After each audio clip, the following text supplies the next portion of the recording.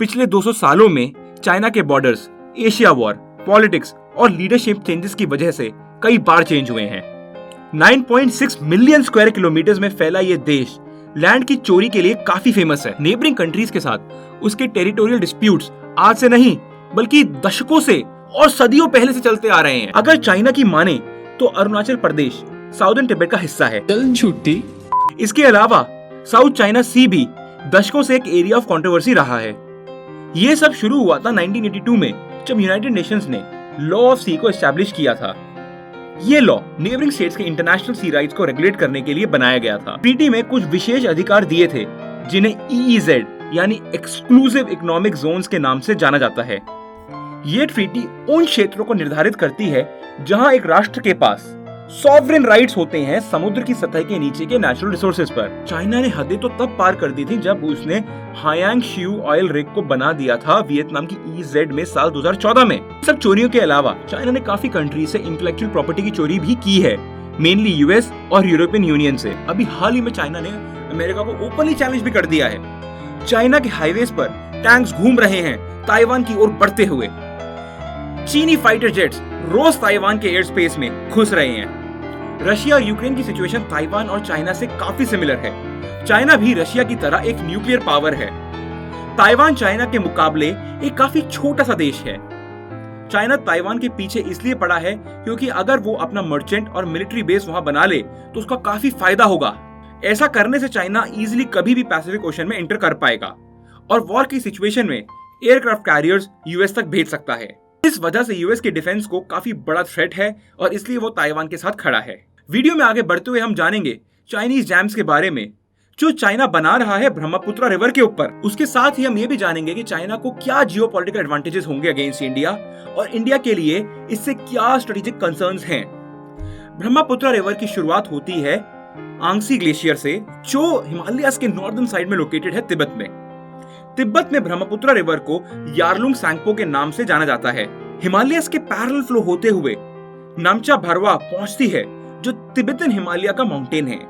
उसके बाद grand canyon से एक यू टर्न लेते हुए वो अरुणाचल प्रदेश से असम की ओर जाती है। इंडियन टेरिटरी एंटर करते ही इसे ब्रह्मपुत्र के नाम से जाना जाता है। असम वैली से होते हुए वो फाइनली बांग्लादेश में एंटर करती है डुबरी के पास। उसके बाद वो साउथवर्ड ट्रैवल करते हुए बे ऑफ बंगाल में ड्रेन हो जाती है।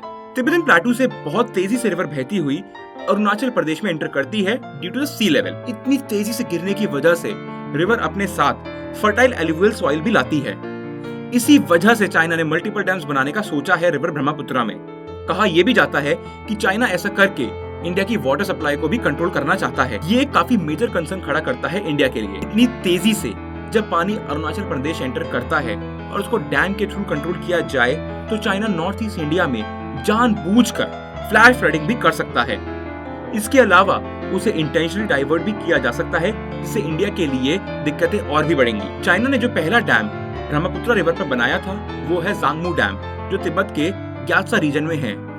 ये डैम भूटान और इंडियन बॉर्डर के काफी पास है। अलावा डागू, येक्शु और जियाका का कंस्ट्रक्शन भी ब्रह्मपुत्र पर चल रहा है।